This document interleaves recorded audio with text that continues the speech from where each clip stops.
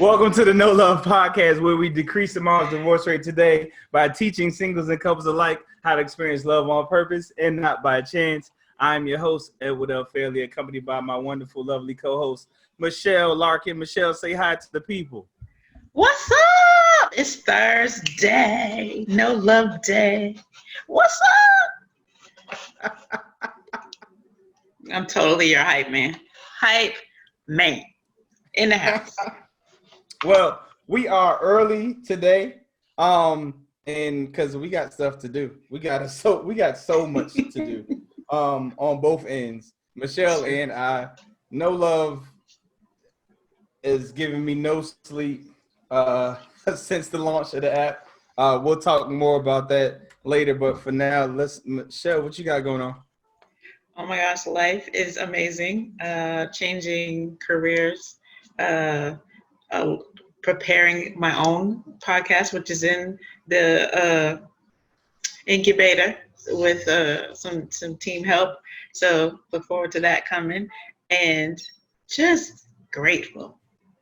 I told you a couple of weeks ago, my prayer was, I want to know what love is. I want to know what it feels like, and I want to know what it likes to be that. And it is an evolving daily unpacking of what that looks like. And I'm telling you, surrendering to the idea is increasing my opportunity to experience it. So just not saying no and saying more yeses than no's, not questioning and just being like, you know what, let me just lean in. Let me be more transparent. Let me be more accepting. Let me be more tolerant. Let me be more, even to people, in the midst of transition, people tend to have emotional responses to it, and you kind of have to acknowledge versus fight. And it's been good. It's been liberating in most interesting ways. So you never know. Be careful what you pray for. It might actually happen. You're right about that. Mm-hmm. Be careful what you pray for and what you ask for. I have a lot of people that they ask for things and then they get what they ask for, and I'm like, that's what you asked for, and now you complaining about it. But you better know what you're asking for. Because love doesn't just come with joy; it comes with responsibility. So what I'm saying is that when I'm finding things or moving differently, it's more like, it's not the giddy, happy, ha-ha. It's the responsible, welcoming, accepting, supporting, which sometimes means subjecting yourself to just being like, okay, my ego has to step aside for a second, and it's okay. Hey, I feel like I keep getting, I don't know if somebody's in admin under my name, but I keep getting likes and hearts with my face coming up like I'm doing it, and I'm maybe you like yourself. Who knows? we know he loves himself, because what he won't be is denied, because he's worth dying for, and we know. Yes, we do. I love that.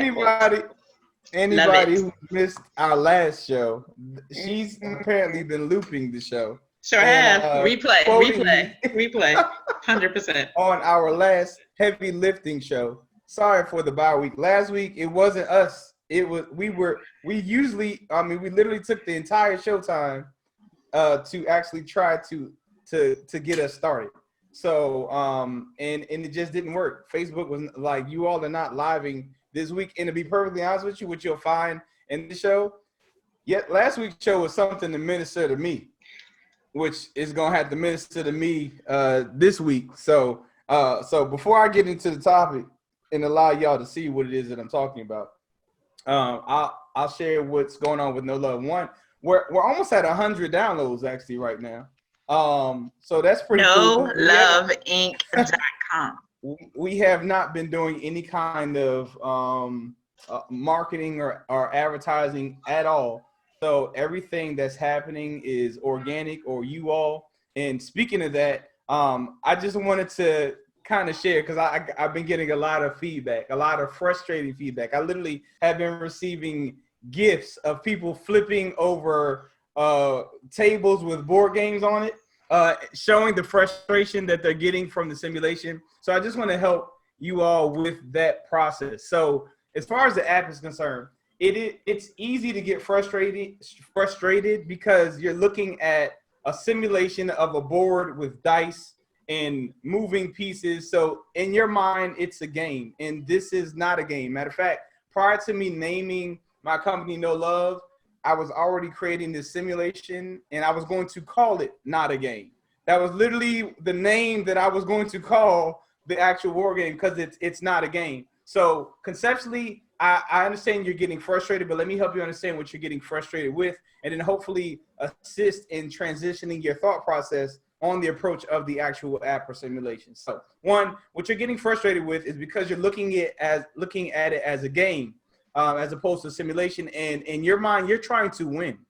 And that's not what this game is about, which is why I intentionally stressed when I shared with you all that it's live, that may the best person learn and the luckiest person win. When we play, like even when we were testing it behind the scenes, we were getting frustrated because we were trying to see different cards and see if they responded correctly. But we had to go through the whole process just to see the one card. And it could take us 25 minutes, 45 minutes, an hour, sometimes kind of like minutes. Life a little bit.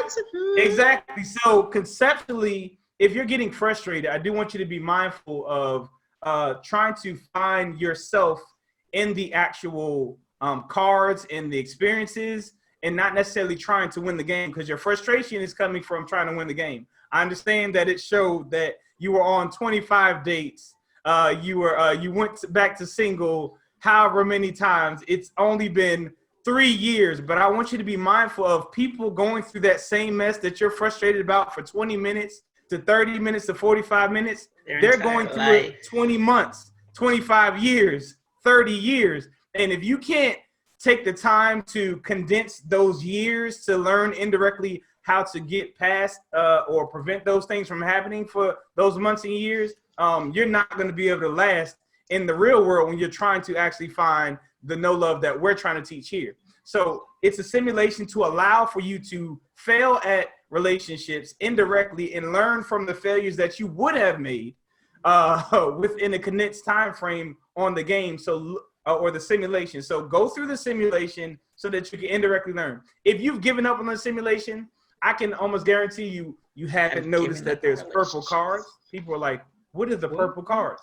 Purple cards prevent you from going back to single if you land on that purple spot in the relationship phase that has a question mark on it. Have you gotten to roll 2 dice yet instead of 1 die throughout the game? People are like, wait, what? I can roll 2 dice? Yes. If you go through the simulation and you have experiences that allow for you to show that you have been doing good in the process, it will unlock things that will allow for you to roll 2 dice, which in turn makes it makes the probability of you rolling a 4 or higher when you land on that space when you got cheated on, or you land on the space when you cheated on them, so that you can maintain that relationship and try to move forward. We've also been working on different things because we've been taking the feedback.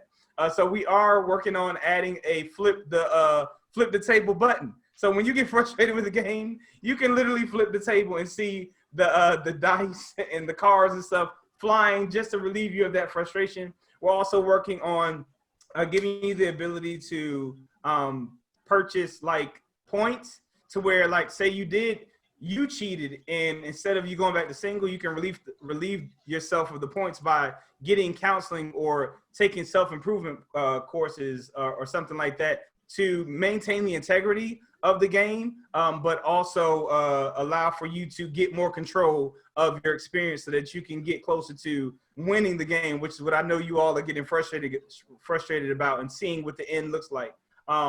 Also, we're actually considering adding points so that you can deactivate after you relieve a certain amount of points that you purchase.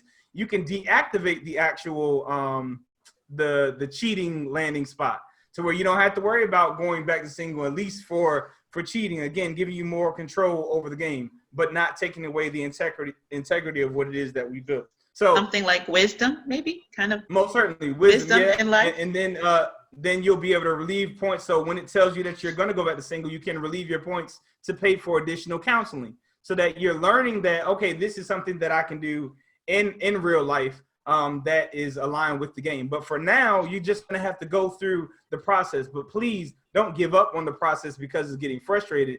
Be mindful that you're getting frustrated over a real life process over 25, 35, 45 minutes when people are doing this for 25, 45, 35 weeks, years, and even months. So this is to prevent you from going through life and adding the real years to your life so that you can be better at relationships now. So with that being said, I don't even really have time to go over what the other stuff we got going on with No Love. I'll do that maybe next show. NoLoveInc.com. NoLoveInc.com is a place where you can look, but even that doesn't have what's been going on with No Love and what's to come and down the pike. So I'm excited for No Love, which means I'm excited for you all and I'm excited for the world. But let's get into this topic that I was telling you all about that was basically to minister to me. Now, when I say minister to me, what do I mean by that? So this is something that I do, but I have to make a conscious effort to do it. This is not something that is how I am. It's not my being. It's something that I literally have to be mindful of and work at. Okay. So most of the other stuff that I teach, this is just how I am and who I've become. But this is something I'm becoming. And it still makes me feel uncomfortable. And it's kind of like brushing or combing your head against the grain. So she said 5 dates, 1 relationship, 1 marriage, 1 year. I kept going back to single for a while though. Love the game. Thank you so much, Tanisha. And congratulations. She's a newlywed. So congratulations, love. It's good to see you. But yeah, it does get frustrating. I had someone tell me that they literally threw their phone. And I'm like, please don't break your phone. This is about knowing love, not knowing disaster, frustration, and anger, but please indirectly learn from the actual simulation. But I'm also considering doing like a contest, like maybe the first person that can show me that they've had 3 wins, maybe doing like $50 or $100 cash app. Yeah, so that might be coming down the pike too, but you probably have to share it with somebody and show that you all have played the game. I also go to this page and see if you're trying to play 2 players, it's actually under the online section. We're working on that because it is confusing. You wouldn't just know that. So you have the solo, which is where you play by yourself. You have the online version. If you click on that, it's going to take you to a screen. That screen is a room that you actually create. And if there's nothing there, there's a plus sign to the top right-hand side. You have to click the new button, which is what the plus sign is. And it will give you the option to have 2 players, 3 players, 4 players, and you literally create the name of the room. You can even put a password in there and tell people, hey, meet me at room No Love or room Tanisha or a room, and that's when you can do it with your mate and say, meet me at that room. You can put a password in it so that if some other person comes in online and they see the room and they're like, ooh, someone's playing, they can't get into your room without the password. So you literally can have 4 people and you all are actually enjoying or experiencing the simulation together. I truly appreciate the support. 5 dates, 1 relationship, 1 marriage in 1 year. That was pretty impressive. But I'm glad to see it. Thank you so much for sharing. And I would love to see a lot of you all's screenshots of what you're experiencing as well. Back to the topic. So the title of today's show is Business Offer. Business offer. Again, this is something that I literally have to be conscious about. And it's difficult for me. And it's probably difficult for a lot of you all. But let's define what business offer is. Because business offer, it's definitely not anything entrepreneurial. Okay. So I know business offer, you might say, what is that? Well, business offer is when you offer your thoughts / opinion to your mate's thoughts or business when it isn't really any of your business. You better say that again real slow. I'm going to say that again. Business offer is when you offer your thoughts / opinion to your mate's thoughts, opinion / business when it isn't really any of your business. And all their business is my business. You know how people, all their business is And Thomas Wiggins said, say that again, slow as Hades. So it is when you offer your thoughts opinion to your mate's thoughts, business, or opinion when it isn't really any of your business? So I'm definitely going to go through examples so that you all can see this. But the reason why I clearly needed to do this show is because I get pulled into a lot of dialogues with people who sincerely reach out to me, not understanding why there's a lot of tension and arguments that frequent their exchanges between them and their mate. And when we get to the root of it, it's due to today's topic. So that's why I need to dive into this, help you be mindful of it so that you can kind of relieve yourself of a lot of unnecessary arguments, frustrations, and exchanges that you all might be having right now, especially during COVID.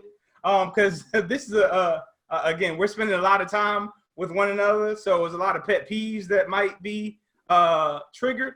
So this is why this topic is important to avoid these unnecessary arguments and things of that nature. And I'll even tell you when it's necessary to kind of do the opposing thought process of this. But it shouldn't be a long show, but it will be, I don't want to say an uncomfortable show, but you'll see yourself. Potent. Yeah, you'll definitely see yourself in it. So let's jump into these examples. I have 3 examples, and then I'll tell you why or how it will be beneficial to master this. And again, this is something that I have to intentionally do. And I'll tell you why it's hard for most people to do this, including myself, whether you're good or just naturally just bad, trifling, even. but the first example is you make a comment or there's a comment made when watching a TV show or movie. All right, so you might hear your mate or your spouse say something to the movie about something that happened in the movie just out of a natural response. And in your mind, you like, that statement is dumb. I don't agree with that. That's stupid even. Or you might want to even enlighten them on how they can see it in a better light. And it's just not necessary. It really isn't. And what happens is we share our 2 cents, or we share what we were thinking, or how we actually grasp that experience of that situation. And for what? What was really the reason? When you get to the end of it, like, does it really help at all for them to see it any differently? Is it of any detriment to them or your family or anybody else that they thought about it or they grasped it that way? It really isn't. But us as a people, and when I say us as a people, us great and loving people, we just want people to share in our perspectives of how life could be so much easier, or a concept could be received if you just saw it this way. It says it's like running a karate class. It can be, it's frustrating. So it's so hard to not do. I promise you, because I have a daughter who is just like me. So when we hear stuff, even if we don't say stuff, our faces and body languages alone is like, that's not like, but like, yeah, really, that's what you got from that? That's your thought process? And in the end, yes, it is. It's their thought process. It's really okay to have your thought process and it not be someone else's thought process. And the way, and yours in your mind could most certainly be right. But at the same token, like, it's really okay for them to fantasize that their thought process or logic is an accurate one. And it's not necessary to jump in and share your thoughts about it. So, Michelle, you're right. And so what's your thoughts on that? Tom has already said it's like running a karate class, but it's hard. I think it goes back to something we had talked about earlier, where it's difference is not disagreement. To have a different approach doesn't mean I'm naturally disagreeing with you. So if you hear something that triggers me, like, that's not what we agreed, or that's not how we do whatever. Does difference really mean disagreement? And that's something we had addressed in a previous show. Yeah, most certainly. But and at the same token, like we don't even have to find out or even like it's not even a necessary time or conversation to dive in as to whether we should have the same thought process or not when we're talking about something as simple as a movie. Like, and that's what I'm saying. Like, you're asking me to be quiet, and that's exactly. That's you got it. Like, I don't know if I want to be quiet. But if you're watching the movie, you should be quiet in the first place. What I'm thinking, if it comes to my mind, I want to let it out of my mouth. Hold on, look. Thomas said, example. Here we go. The karate teacher is always watching for an opening. The student's job is to anticipate the attack. The real question is, who's a teacher and who's a student? That's a really good question. That is a really, really good question because, and that's literally kind of what I'm doing right now. Because if the carrot is being dangled, like, here's your moment to correct her. Here's your moment to correct him or show him up or whatever. And it's like, why? What is the reason? Why do we feel the need to correct them or shift their thought process or make them see it the way that we see it? Why? And that's an ego issue. That has nothing to do with anything outside of your ego. Nope, ain't no timeouts. Hold on, I got Lisa. She put, we say things sometimes with the sole purpose to trigger an emotion. Like this is a movie when you know it's their favorite movie because you don't like it. The fact that you're sitting there just and watching the dumb movie, like you really have the ability to transition yourself. Why sit there and comment on the movie? You're exactly right, Ms. Lisa. So go ahead, Michelle. Go to your timeout. What was your timeout? Like, you're gonna have to say that ego state. You're gonna have to go back to it's an ego issue. I need you to unpack that just a wee bit. That's ego. That is you trying to be dominant or right in a situation that's just unnecessary. Hey, Mr. Henry he replied to Lisa. He said, "Do you live in my house?" And put a laughing emojis. Because apparently that's what's going on in their house. This is so stupid. Why do you watch that? Now, do I think these things? All day long. All day long. I literally, and we'll get to that. I'm not even, I don't want to move forward too fast. I'll get to that part. But all day long, I see things and be like, that's just not smart. Why would you put yourself through that? Why? But again, I keep it to myself and I keep it moving, which in turn keeps us from having unnecessary dialogues, debates even over what? What is the win? What's the win? Yeah, what about the residual emotion? Like, it was unnecessary to begin with. Then you have these conversations. Now you got residual issues about something that didn't matter. But now you brought up stuff that was unnecessary. So we have tension in the household and frustration over something that you already thought was dumb. So you injected you inserted yourself into something that's stupid and made it a big deal. Who's stupid? How stupid is that? So we really have to get a whole, like, again, I struggle with this because it's like, yo, if you only saw how simple it is to do this or see it this way or whatever, your life would be easy. Miss Tyra said, keep it to yourself and not shake your head in the process. The head shaking part, I promise you, is tough. See, y'all can see this. It's hard. It's difficult when you know. Mr. Henry said, my favorite statement, you just don't know what to say out your mouth. See, that's exactly the responses that you get when we make these responses to these things. Thomas put, that's why it's so critical to be the real you consistently from beginning to end. I agree. But being the real you doesn't necessarily give you the right to change someone to the you that you are. So that doesn't make you any less real to have your thoughts, but keep them to yourself. Because technically, if you're sharing your thoughts, you either are trying to enlighten somebody or change somebody. When I'm on this show, I'm trying to enlighten you all, to liberate you all from anything that might be keeping you from navigating through life easy. But I'm not gonna sit there. Matter of fact, you can go and look at old shows where people try to get me to see their point or hear what it is that they're saying. I'm like, whoa. I'm really not trying to get you to buy in on what it is that I'm saying. I've shared what I shared. What you do with what I share is up to you. I'm not trying to force you to adopt my thoughts. I am showing you or trying to offer you an easier way to navigate through this thing called relationships and love.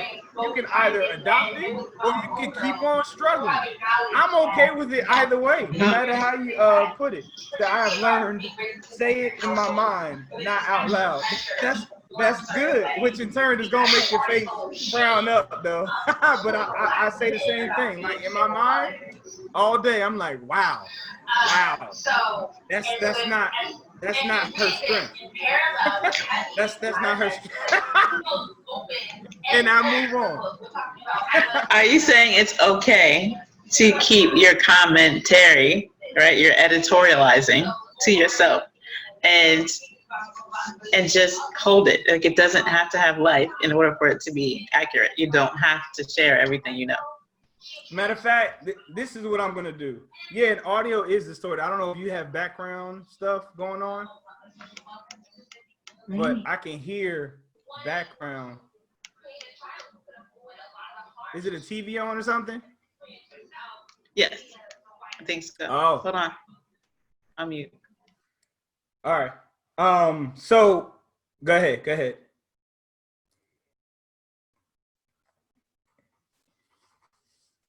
Okay. Yeah.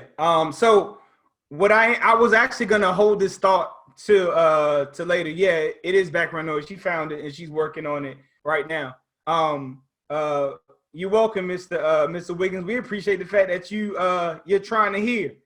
He said it's gone. Yeah, that's because she muted it. It was her background. Thank y'all. That only means that you all are interested in what's being said. I appreciate y'all. But I was going to hold this thought to later, but now that it's been brought up, I will address it. So clearly I'm not saying mute yourself, okay? But what I am saying is there's a time to share. Like I keep saying these likes and stuff, and it's me. So there's clearly somebody that I've given admin that is using something that has my name. That is really blowing my mind, but I'll find that later. I apologize as I digress. Yeah, it's not you. Your hands are up. Like I said, freeze. But it is your business. And when I'm talking about, I'm referencing the analogy that I used for the title. So it is your business if it violates your morals, values, principles, and which in turn impact your family and yourself. So I'm not saying that you should mute yourself when you're being disrespected or whatever. I'm actually saying that muting yourself under these unnecessary circumstances actually makes your voice louder when you do speak up on things that do matter, because you're not actually drowned out from always speaking on everything as if everything is important. But I'm gonna get into that later, and that's even deeper than picking your battles. That's actually fighting when it's necessary, and to where your actual your voice, which is probably your most powerful weapon, would actually be the most effective. So I'm gonna get to the second example, and then I'll go into again why these are important, which I kind of touched on that a little bit just now. But the second example is overhearing something said in a conversation, whether it be phone or with a friend or family or whatever, and the conversation does not include or invite you in it, yet you feel the need to add your business again as the commentary for what it is that you overheard, that again has absolutely nothing to do with you, but you, O enlightened wise one, feel the need to share your 2 cents and your thought process on the matter. Again, not saying that this stuff is not difficult. I go through this on a continual because I hear stuff that's said and I'm like, yo, that is just not right. Your advice wasn't even good. Like what I'm hearing is like, wow, that's what you came up with. That's what the best you can do. Got it. Oh, okay. But we tend to, as people, again, good or bad, our ego says, hey, I need a hero, save this situation and share what it is that I have to say. And it's like, that's none of your business. Ms. Tyra put, you can share, but it shouldn't cause an issue that you shared it. Mute is not a bad thing because not everything is important. That's exactly right. Because please understand this. Because I don't want this to be misconstrued. When I say mute yourself, again, I'm making it clear as to what's your business and what's not your business.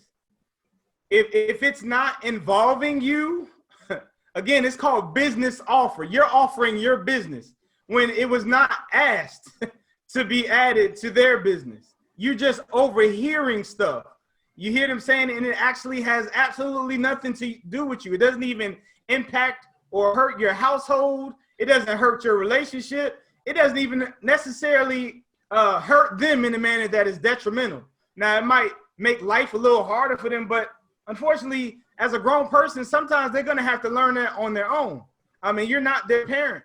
So this is not your business. I have Mr. Henry said, if you stomp your foot 99 out of 100 times, that one time that is tight. I mean,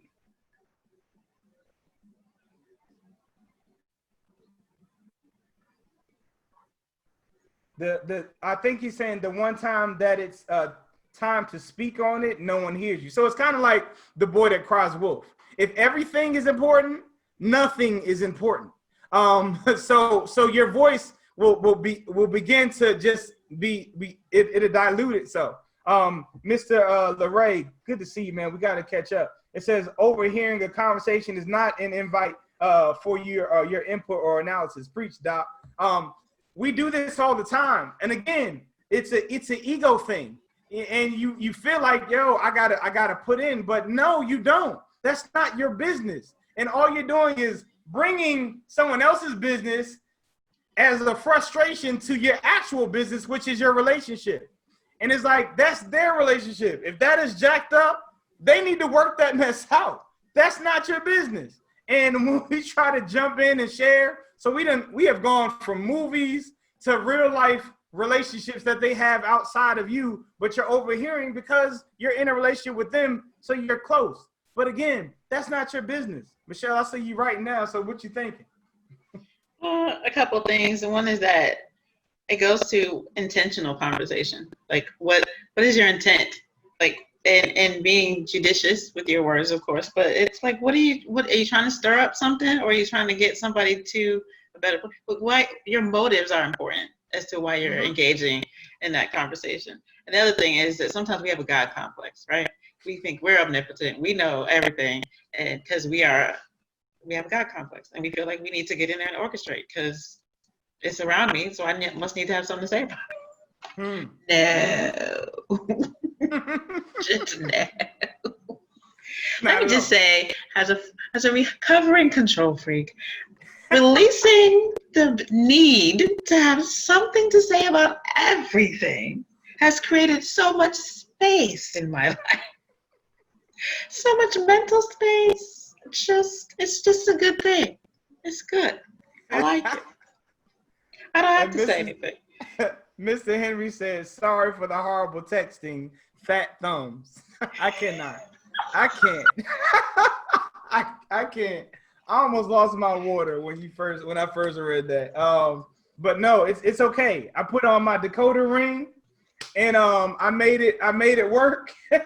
and I was able to relay the message for the people, sir. But yeah, we got it. If you're stomping 99 times, that last one that you meant for it to be heard, it's not going to be heard. So that's very good, and that's basically what I'm trying to get to, because these things we feel the need to, and again, it doesn't make you a bad person, and even your intent is good. Whether you're a good person or you're just a rude person, your intent is to try to interject or insert a different perspective or even help people out. I get it, which is why it's hard for me, because I naturally want to help people, especially if I see them putting themselves in a predicament that is just going to make their lives worse or hard or whatever you want to put it. But at the same token, I'm not my wife's father at all. I'm not the one to tell her what it is to do and what she's not supposed to do. I'm not her parent. So again, I know how difficult it is. Maybe when I tell y'all the benefits of it, it'll help you. But again, this is something that I do, but it is extremely hard to hear something, know that there's a solution that can make it better, and not say anything. So please don't think that I'm just talking at you. I'm talking to myself as well, because this is a struggle for me, but I do it. And the more I do it, the more easier it is, but I still feel the tug, like me pulling myself back. Hey, this ain't like really, dude. Says that comes from being at our careers, which teach us to be involved. That's good. It's all about wearing the appropriate hat at the right time. Oh, we're headed there. Oh, this third point is the doozy. This is the one that I struggle with the most. It makes me almost want to jump off a building. So brace yourselves, because I'm going in on the third example. This is the hardest of the three. Here it goes. Something is shared with you, but your opinion about it wasn't asked. I'm going to say that again.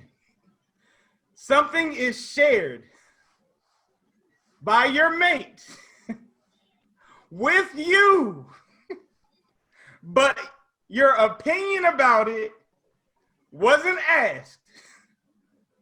And you got to sit there and you got to hear it.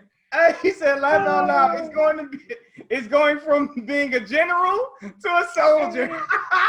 You're exactly right. This is the most difficult one. And let me tell you why it's important. And I'm going to tell you right now what it is that I do in this circumstance. I take a deep breath,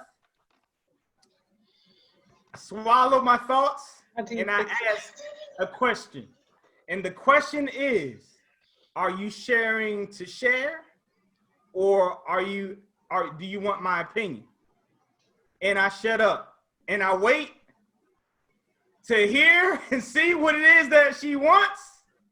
And then I respond accordingly, because believe it or not, some people are just venting and they need to hear themselves get it out. They're not looking for a solution. They're not looking for an opinion. They're not looking for you to tell them how they can better navigate. They just needed to get it out. And interestingly enough, they trusted you with being the one to hear it. Okay? So this is so hard for us people who, for one, I love my wife dearly. I do not want her to be stressed out, frustrated, or anything. So if she's coming to me and complaining about something, I naturally want to relieve her of that and share how she can navigate through it and make it better. But that's not always what she's wanting. And if I share, that could make it even worse. Says, Mr. Henry said, then don't share it with me. At least he knows himself. He knows himself, exactly. But again, I know myself, and I know the result of myself or my past self. Because when I shared, it's like, wait a minute, how? I'm trying to help you, but it ended up blowing up into something that it didn't have to be. Then it says, she said, Miss Tyra said, and listen. So I guess it was going over She said, leave me out of it. That's what Miss Tila said. I learned the hard way. Miss Tila said, I'm with you, Henry. Mr. Thomas said, he said, and every great general was once a great soldier. So if you came up humble, you'll always ground to that when you feel out of place or trouble. He said, #9, the appropriate response, be it a response or no response. So yeah, honestly, like you can really avoid this unnecessary war by really asking a simple question. Hey babe, were you sharing to share? Are you asking for advice? Do you want my feedback or no? And if he or she says no, you might look at them like, what? So you did all of that and you didn't want to hear anything? And they'll be like, yes, and keep it moving. But if they didn't ask for it, please don't give it. Ask them, do they want it? If it's really bothering you and it's bottling up and you want to share, like, yo, ask. And if they say yes, what do you think, or what are your thoughts? Oftentimes they would actually do that. Say, what do you think about this? And then you go from there. But if they don't ask, it's shared business, but it ain't your business. And what messes you up is, it's like you end up hearing them talking to the girl or the woman or the guy that they were just frustrated with at their job or whatever. And you're like, hold on, I know that's not such and such that you acting all great with, that you just went off about how she is at work and da-da-da-da. And they're like, hold on, are you talking to her? You talking to him? And you're all confused. So again, don't, especially because that is often what happens. The fact that you're gonna hear them nice and great and partnered up with the same person that they ask you for advice for later, you definitely don't want to give your 2 cents knowing how ridiculous that junk is for them to be talking to them later. Again, they're just gonna have to learn on their own. He said, Ms. Tyra said, my husband asked, do you want my opinion? Great question to ask. Because if you don't, I mean, if you say yes, that's on you. If you say no, then okay, he don't need to say anything. But again, you want to vent, and it's understandable. And Mr. Henry said exactly 100, talking about Ms. Tyra's response to her opinion. Now let's dive in to why these things are important. One of them we kind of already addressed, and that is you will be heard when what you have to say is important and it needs to be heard. If you're always complaining, or if you're always correcting or quote unquote nagging, if you hear somebody that says that you're always negative or nagging, I can assure you this is your issue.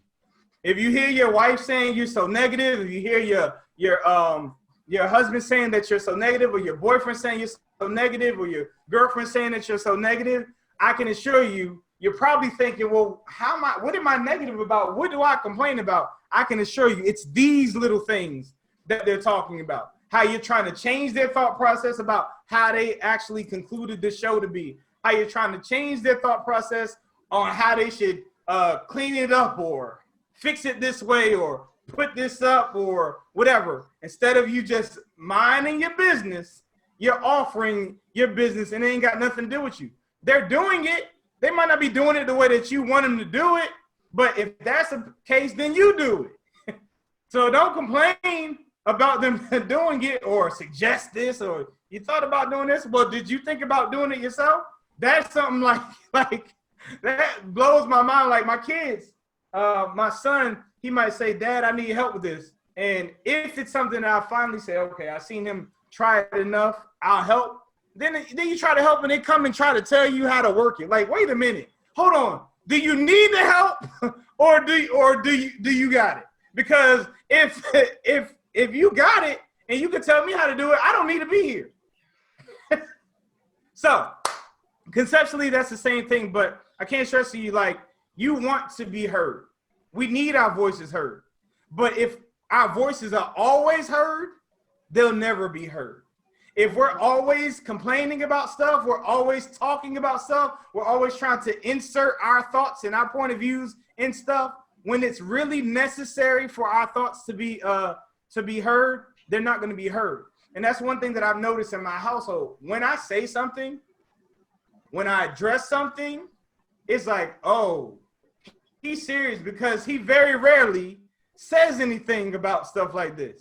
Do you feel what I'm saying? So it's, if you're keeping your words reserved for when they're necessary, when you actually saying something, it's like, whoa, Dad's serious about that. Whoa, Bae's serious about that.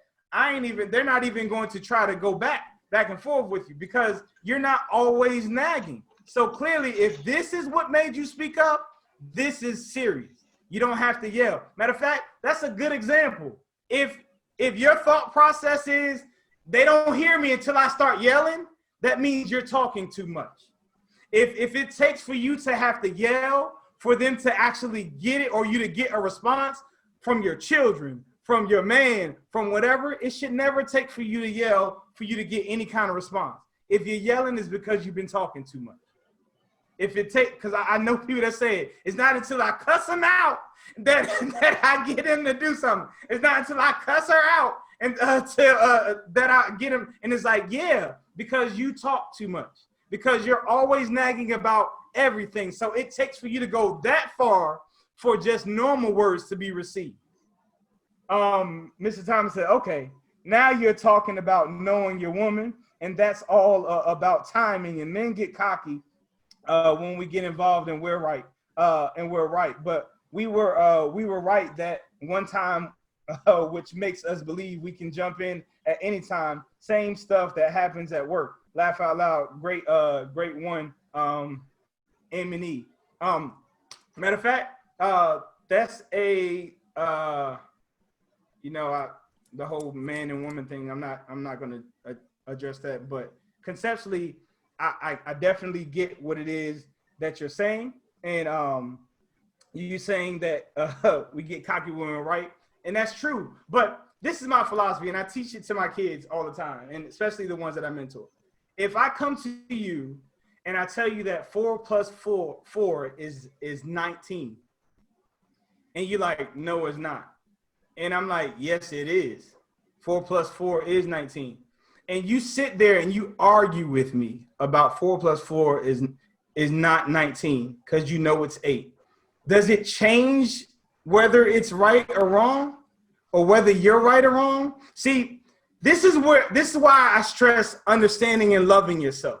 Because when you get to a place where you love and you know yourself, you don't need to be validated by anyone.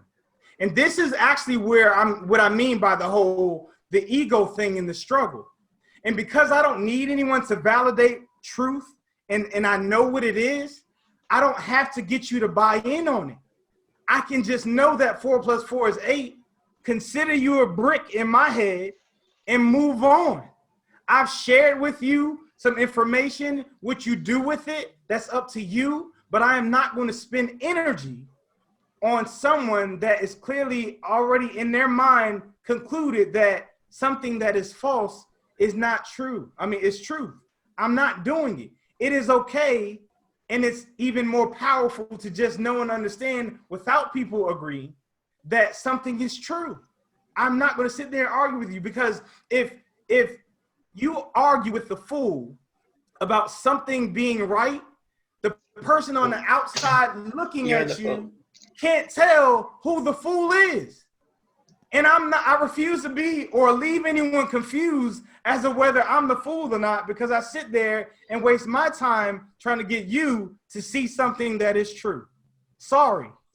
Mr. Henry said, you have to be careful not to zone out, and then you only hear the Charlie Brown, there you go, Charlie Brown teacher voice, wah, wah, wah, wah, wah, because that is the one time the other person wants your opinion and you haven't heard a word, which goes to the actual next reason. But it looks like you're about to say something before I go into the other reason why these are important.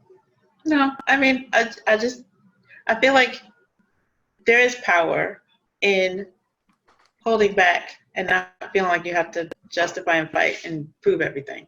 It's just like in management. I said, this is what we're doing. It's really not up for debate, and we're done. You get a lot more respect than I got to explain it to everybody. I got to say it 82 times. I got to look. It is what it is, and we'll move on. Miss Tyra said, you use bricks, I use trees. Too funny. Yes.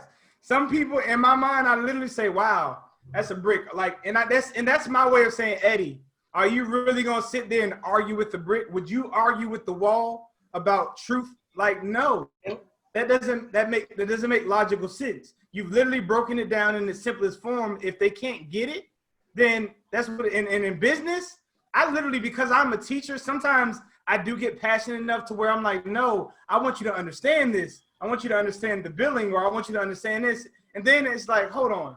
I've broken this down in the simplest forms where I literally step back and I say, hold on, sir, man. Is it that you don't understand or you don't like what I'm saying?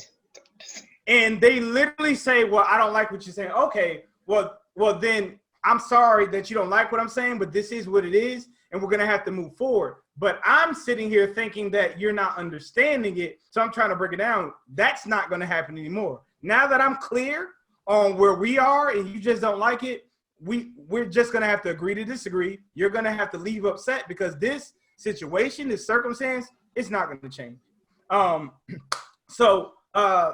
The other part, this is important too, and I hope this is enough for you to start considering, and as I do, stop myself when I want to help, because that's the only thing that I'm doing. I'm stopping myself from trying to be helpful because that's my natural instinct.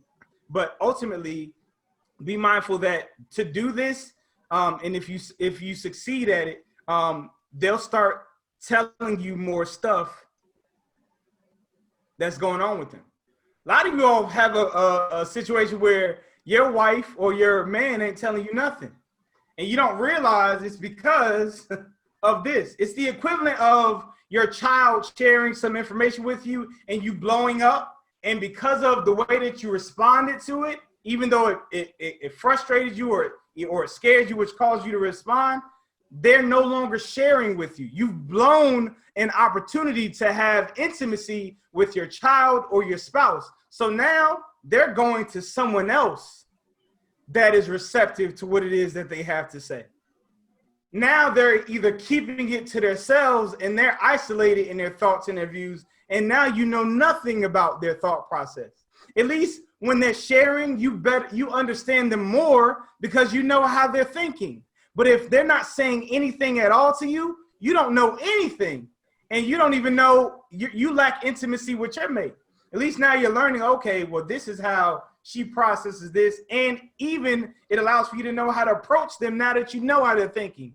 But if you've prevented them from wanting to share, now you've lost an opportunity to better connect and ultimately better respond and ultimately have a better relationship. So by being quiet and not responding and always trying to interject, it allows for them to share more. I know some people are like, well, I just want him or her to be quiet anyway, so maybe I need to amplify. But if you have that kind of problem, then this is way beyond where you're trying to go, and we need to address some other issues. Mr. Thomas said, so why do we feel the need to prove validity? Is it our ego or the beginning of a new mental disease? Honestly, I found that the only time we try to prove people wrong is when we're not sure. Like we're literally trying to seek validation for our thoughts by getting buy-in. If you need buy-in, you haven't bought in. So that's what I mean. And this is why I'm adamant about us falling in love with ourselves and in love with truth, because just knowing will prevent people from dropping little things in there that have you questioning yourself. One thing that I'm grateful about my mom, and this is something that I got from an early age. So ultimately, I need to help you to understand that just be mindful of the intent. So my intent to want to do it is to help. It's not to seek validation. So that's one thing. Two, the way that I've learned to not need validation is because my mother, she was a drill sergeant. Like, I think I've shared this on a show before, but when I was young, when it's time to take like a spelling test or what have you, she would always ask us the spelling words. So she might say, spell water, and I might be like W-A-T-E-R or R, you know, you put the high pitch on the last one because you're not sure. W-A-T-E-R. And she'd be like, no. And I'm like, oh, And then she's like, actually, it's right, but because you weren't sure, you might as well not know. So go back upstairs and go over these words until you know them like you know them. And that's how my mother raised me. So anything that I share with you, if y'all notice, I've always said I'm going against biblically what this means, what this principle is, and I'm already, you cannot attack my thoughts more than I attack my thoughts. You can't question me more than I question me, because I'm going in on myself before I give you the information that I share, because I know life and death is in the power of the tongue. So I'm either speaking life to you all or I'm speaking death to you all. And I take this platform very, very seriously. So I looked at it, I poked holes in it and everything. If you ever want to inbox me and say what scripture is that, I promise you I could reference where it came from, how I came to the conclusion and everything. So I say all that to say, yes, be mindful of where it's coming from. So if it's from a helping standpoint, great. But if you feel like you need to be right, that's something totally different. And that's an ego struggle. And you need to work on that, because it's not you necessarily trying to be right. It's trying to validate you being right. And that's because you don't have self-confidence. So that's the end. I hope I answered that. Oh, he said, very well said. Wow, great. And the last one is, of course, the arguments will decrease. They'll decrease. How can you argue without anything to argue about? So if you're not saying anything, and again, I cannot stress this, because what makes me scared to teach this is I know there's so many people out there that won't speak up for themselves from the standpoint of being respected, from the standpoint of their morals, their values, and their principles being violated, trampled on, and being misused or abused. And that is not what I'm speaking about here. If you pay attention and you dissect everything that I shared, it was all circumstantial stuff that had absolutely nothing to do with you as a person or your actual relationship. So I am not saying mute yourself and say to yourself, like a lot of people say, I'm gonna keep the peace, so I'm not gonna say anything. So no, it's a difference between keeping the peace and having a war within, because you're not speaking up for yourself. So if you're not saying anything and you have a war within, you're not keeping the peace. You've just transitioned where the war is. So keeping the peace is sharing your views and thoughts about what's going on with you, standing up for yourself so that you can have a peaceful, you've heard me say it, before my wife is going to have me up at night, sad or frustrated or whatever, her feelings going to be hurt way before mine are. I'm not going to be disrespected.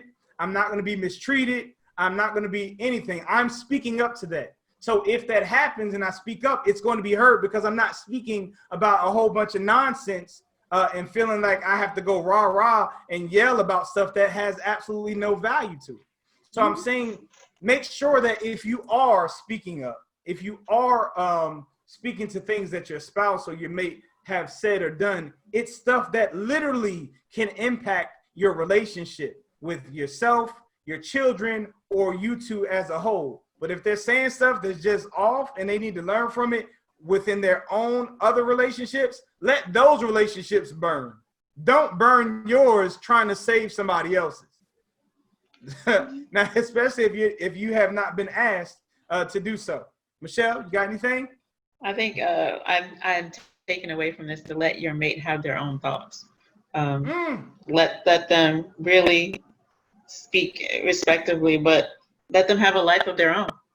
And have opinions of their own. And it's not necessarily in competition with yours, but it actually is probably what makes them cool to you, is that they have their own thoughts. That's good. A union implies harmony. Harmony is two individual things creating one beautiful sound. So it's not a violin trying to tell a flute to be me. And that's what people they end up concluding that a union is. It's two individuals living together harmoniously. So if you want someone in your life and your mindset is for them to be like you don't want a mate, you want a twin or a puppet or something. And that is not what a relationship is. You are supposed to be looking for someone that you love who they are, and you see how you two as individuals could live together harmoniously and grow and evolve. But again, I can't stress this to you enough, how in my mind, the stuff that I hear, and I'm like, wow. Wow. And I end up having to pray. Like, yo, I hope that's just not. Oh my goodness. Said Matthew 5:42, give to the one who asks you and do not turn away from the one who wants to borrow. That's good. It's really, really good. Now the operative word is asks you. Give to the one that asks you. If they didn't ask you, you don't need to be giving your opinion on whatever it is that they're saying or sharing. Go ahead. The person that masters this is actually the epitome of being supportive and being present. Because the person who doesn't master this is so focused on expressing themselves or making sure that what's in their mind comes out, that they aren't being present or supportive. And my experience with the most supportive person is like, that's the most wonderful expression of love, is that you're present and you're supportive. That's good, because ultimately love is selflessness, and wanting to be heard and wanting your thoughts to always be the one's thought. That's selfishness. It's just selfishness, and it's you wanting, no, hear how I would do it, hear how I would say it. It has absolutely nothing to do with them, and that is what prevents them from wanting to share with you anymore. Because you don't care about what they think. You don't care about their views or their thoughts. All you care about is yours. And that's what blows my mind, because I hear this all the time, and people can't hear how selfish it is because we're so narrow-minded in our thought process and our sight. They'll be like, well, she trying to change me. I wish she would just let me be me. And his or her suggestion is something about him or her. This is when we're talking about statements that, or things that are actually impacting you or that other person. So I'm like, well, how is it that you can say that he or she won't let you be you, yet your argument is for them to do the same thing that they're asking you? They're saying that the way that they are, or the way that they would prefer this situation to be, is for you to respond to them a certain way. You are saying the way that I would like for this situation to work is if you respond to me the way that so you're both saying the same thing. So where is the compromise? And the compromise is who's really being disrespected in this exchange? Who's really being impacted in a negative way in this exchange? And whoever that is the one that deserves the actual compromise. So that's really all I got.